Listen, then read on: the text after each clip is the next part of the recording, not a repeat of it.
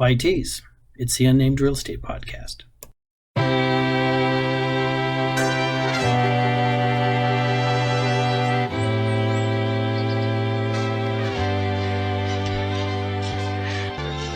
Cause it's the same old song with a different meaning since you've been gone. It's the same old song.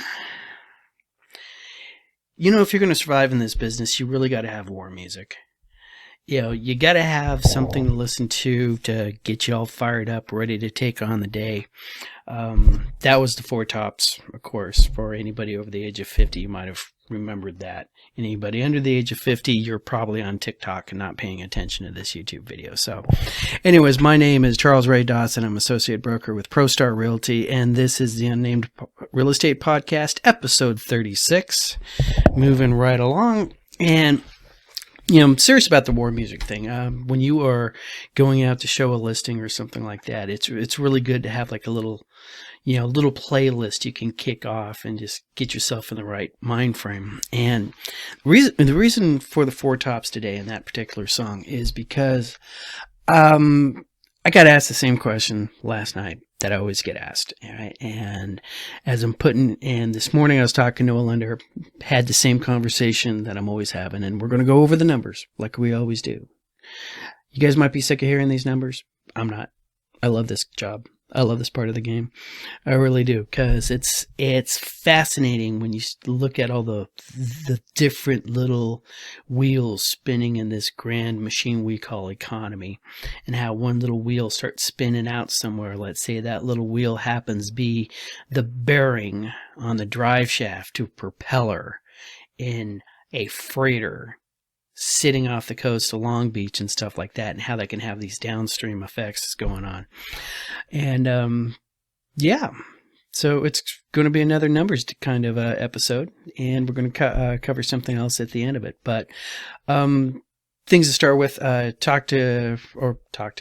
sat there and gazed adoringly at Tina Tambor from the Cromford Report as she gave her numbers and everything, and we are not a lot of change. We are starting to trend up in certain areas and whatnot. But the question I got asked last night is, when's the bubble popping? All right, and this is from a gentleman, a client of mine. We got him a house back, I want to say it was 2012. He bought it at the dip. He is now retiring and going to live his dream of living on a beach in Mexico and selling seashell necklaces to tourists, which he used to joke about back when I was working at First American in the IT department. And he calls me up and he's selling his house and moving to Rocky Point. He's got himself a really nice place under contract down there, and he is going to live the American dream, retiring in Mexico. So lots of, that just tickles me. I mean, I like to see people succeed with their life goals, no matter how weird they are. But he's wondering if he's getting out in time before the bubble pops, and when is it going to happen? He expressed concern for me. Well, I feel bad for you when the bubble pops. And I'm like, hey, dude, houses go up, houses go down. Real estate agents make money either way. It's one of the sad facts. If you need to get rid of a house, we sell the house. We need to find a house, we buy a house. Right? So, but we did get off in a conversation about affordability, and same thing with the lender I was talking to earlier today. Affordability is the number I am currently tracking, and that is the affordability index, and that is how many people can afford to buy the average house on the MLS. All right, we covered this number a couple weeks ago. We haven't gotten the next quarter's number out. They do these numbers quarterly. Our second quarter numbers for the Phoenix area was 56.4, which is just a random number to you. I mean, it's just, but what that means is your average median income. And remember, median is not average, all right? Never should have said average from the get, but your median income is when 50% of the people make less money and 50% make more. All right. Reason why we use that is, and we don't use averages, is because if everybody in your community is making $10,000 slaving away in the salt mine, and the owner is making $1 million, all right, that $1 million income right, will skew that average up above what the most people actually make, which is $10,000. So that's why we use median. So the median income for Maricopa County right now is $79,600 a year. Right, that's your median household income. So don't feel bad if you're not bringing 79 unless you're living all by yourself, because then you're below average, below median. See, I get caught up with that myself. It drives me nuts. So the that 79,600 household income, all right, at this moment can buy 56.4% of what's currently listed on the MLS. Right? We like to see that number somewhere between 60 and 80. So we've dropped down below the 60 thing. Right? This is a number we really, really start tracking, because when you see that number go down, let's say LA, which is like 15%, and the median income for LA, the city, only 15% of the MLS. All right. They can only afford 15% of the MLS, right? That's what we watch, right? We also look at, of course, the Cromford report. What's the Cromford index? How many buyers to sellers do we have? Right? But you will see buyers disappear when they can't afford houses, or they can't afford houses that they want to live in. Right? So when we start watching that number start to crash, and we start watching that index go, because remember, when we look back at the numbers before the big crash, those numbers crossed over in 06. The crash happened in 08. So we had that period of time there where we could sit there and watch it happen. So as of September 2021, our median sales price is $412,000 and some change. This is what we're going to need to be looking at when we come around with third quarter's numbers. Right? Interest rates pretty much stayed the same. We're still sitting there in the low threes. And once again, if you do not have a 3 at the beginning of your interest rate on your mortgage, you call your lender up, talk about refinancing. All right, because you can, everybody out there who's a homeowner should be locking in these rates. Because when those rates start to come up, and they're starting to chatter about it. All right, raising the interest rate is a tool they use to deal with inflation. When you're dealing with inflation, which has too much money floating around and not enough goods and services. So when they start raising that interest rate, they actually are doing that to pull some of the money out of the economy. Right, to lower the interest rates, inflation rate. So this is what we got to watch on these things. I mean, we're starting to see little lights flash on the dashboard here. All right, inflation's a big flashing. All right, inflation is flashing. Right, today I just saw that this is the highest inflation rate since 1991. All right, so that's going to happen.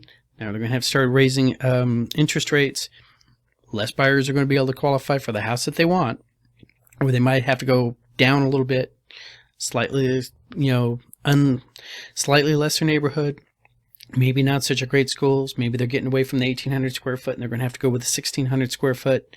Maybe they're going to have to deal with a carport when they can't get the garage anymore. This is when we start seeing those things start to correct. All right, so we're not there yet. All right, but it's done coming. So one of the things that we do have working in our favor to keep buyers out there is that the lending standards are starting to loosen up. I'm hearing more and more stuff in my emails where people come in going, hey, we can qualify you for a loan at this, this number. When it was really rough, you basically had to have a 700 before they'd even consider looking at you. Now that's starting to come down. There are some first-time homebuyer programs that can go into the low sixes. Right, so it's just a matter of dealing with how, where that's going. Once again, we pull the buyers out of the market, right? We start see inventory pack up. So a couple of things on the inventory side is that our permits are up 27.6% from the year before. So the builders are definitely trying to get into things here, but they have a 10 to 14 month turnaround from permit to keys, right? That means they have to file with the county for a permit to begin building. That's like their first official step. They've been doing planning and this and that and the other thing and modeling and whatnot, but that's the first concrete step that we can record, that we can look at and go, permits are up. But it is going to take 10 to 14 months for them to actually get a house that they, with a certificate of occupancy and be able to turn over and hand the keys over to the new buyer. That's a long lead time. And we don't know how that's going to get adjusted right now. Just the thought I had today is a couple of years ago we had this issue with Chinese drywall, because a manufacturer was putting out Chinese drywall with too much lead in it. And they had to recall a bunch of it, and the stuff that had already been put in the houses, we had to have people sign, disclosures saying, hey, just so you know, we don't know that this is lead-embedded drywall, but it might be. Sign here so we can say that we told you. And it just brought the question up in my head, how much of the drywall that we use here in Arizona to build houses is still coming from China? How much of that is sitting on a boat right now out in Long Beach or LA? Right? How much of that stuff is still sitting, on the factory floor out in China? And how much of that hasn't even been built yet? Because China's having its own problems. They're having energy crises right now, and they're actually turning off the factories to make sure people still have electricity in their houses right now. So, something else to watch. Like I said, thousands and thousands of wheels all spinning and churning in infinity, and we're trying to figure out how to make sense from these whole things. Then we're still having conversations about the forbearances. All right, that looks like it's going to be a big nothing burger. The banks are, like we were hoping, working with the homeowners and coming to conclusions on that. Our notice of trustees deed to sale, which is the first official thing a bank does when they're getting ready to foreclose on your property. Last month, there was only 109 in all of Maricopa County recorded. Right? And those 109, some of them won't even get to the point where they actually are a bank repossessed property being resold. A lot of those are going to get short sold.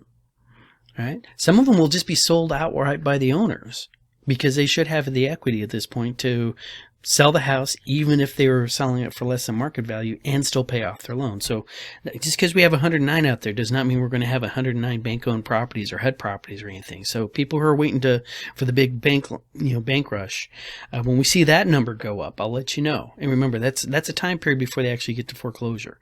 Right? That's the first part.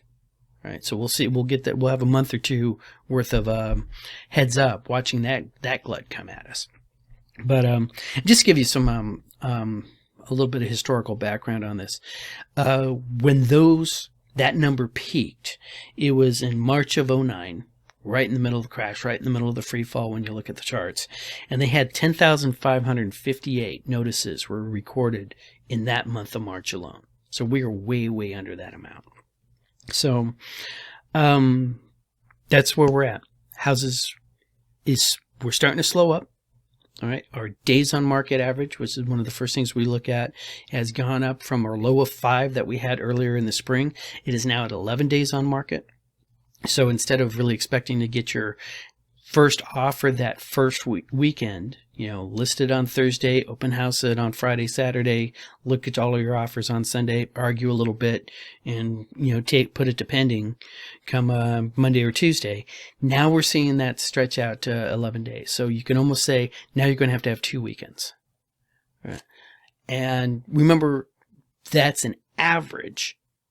So since we have an average going, not a median, all right, you got houses out there that are 40 days on the market, 60 days on the market. You can still find the houses that are 250 days on the market, and they're either the ones that are completely trashed out or way, way, way, way overpriced. And they're just waiting for the market to catch up with them. So those numbers skew that average up quite a bit. But 11 days, that's our new average. But as it is, Cromford report numbers is we have seller score is at 36.6. Buyers are at 117.3. So just figure we have 117 buyers still looking at 36 houses. And when we're in the numbers here, we're going to start seeing, hey, we're getting more inventory out there. So let's go to the numbers. Now the numbers for October 6, 2021. Actives this week are 7,437, up 212 from the week before. Of those, 2,531 of them are new listings coming in within the last week. up 149 from the week before. Our pending listings are 1,905, which is down 10. Under contracts looking for backups are at 1,170, up 49. And contracts with buyer's contingency are at 100, which is down 9. Our closings last week were 2,811, up 604 from the week before. And coming soon to an MLS near you is 832 new listings.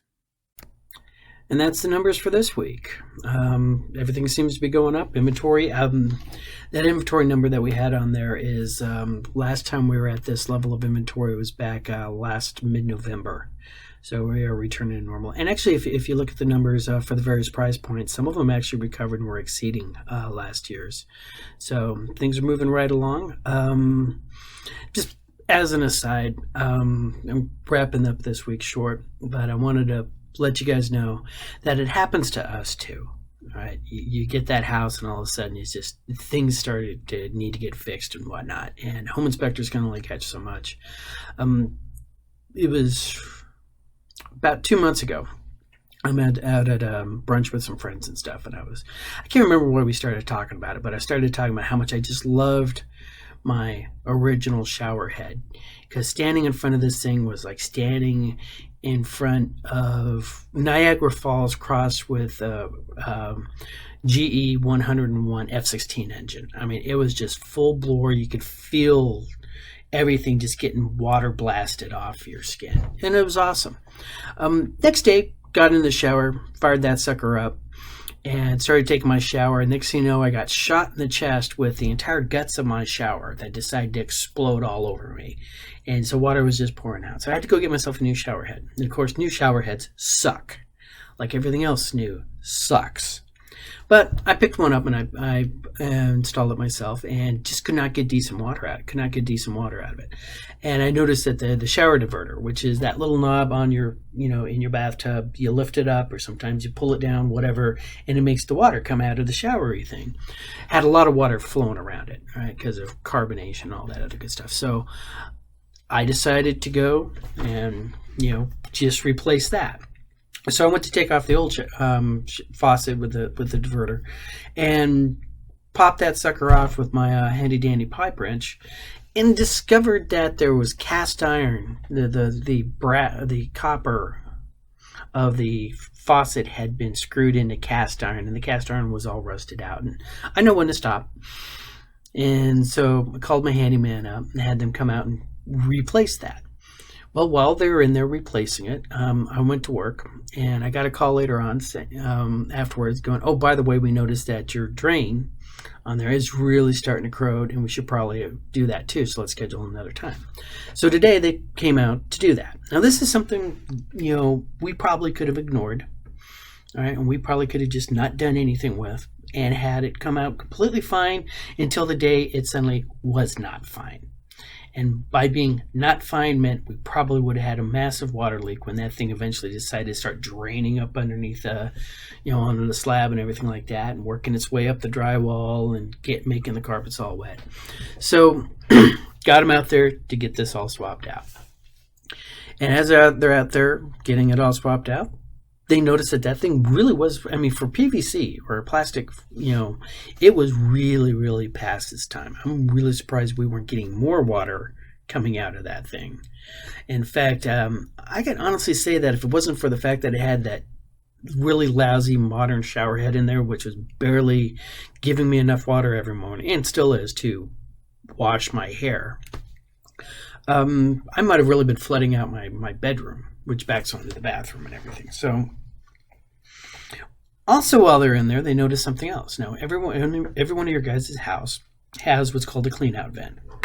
And it's a pipe that comes from your sewer system.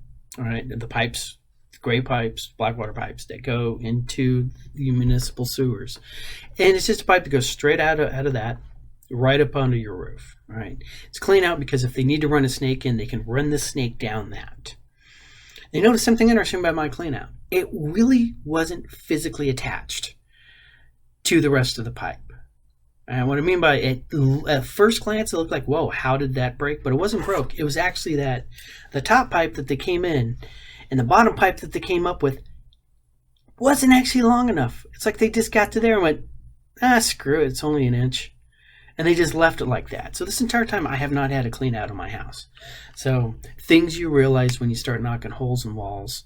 All right, houses that were built in 1948. So I'm not mad at anybody.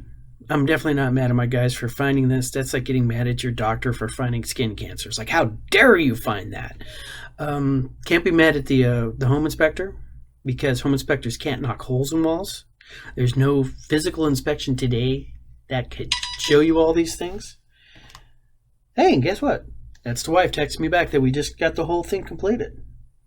So, anyways, like I said, these things happen. And what you need to do when you're a homeowner is when you start seeing these little things, all right, and when all of a sudden something gets exposed, don't do the, oh, I'll fix that next time kind of thing, all right? If it's a problem, you think it's going to be a problem, get on it, all right? That, in this case, all this piping and drywalling and everything we had to do to get that all repaired, the wife just reported back that it was $600 parts and labor, all right?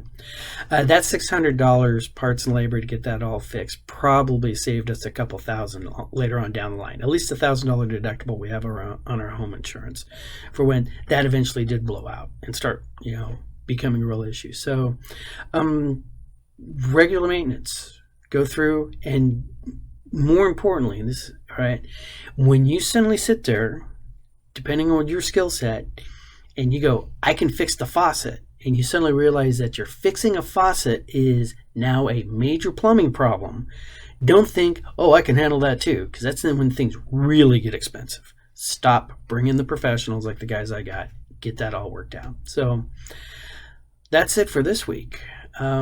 Really sort of an aside special thank you to Mary Moriarty of the Irish Cultural Center, who I had a great conversation with this week, because she's one of those people I can call when I need something weird, and I knew if anybody in the Valley could find me a person who could do what I needed to get done, she'd be one of them. So thank you much, Mary. I hope you saw this, and you guys have a great week.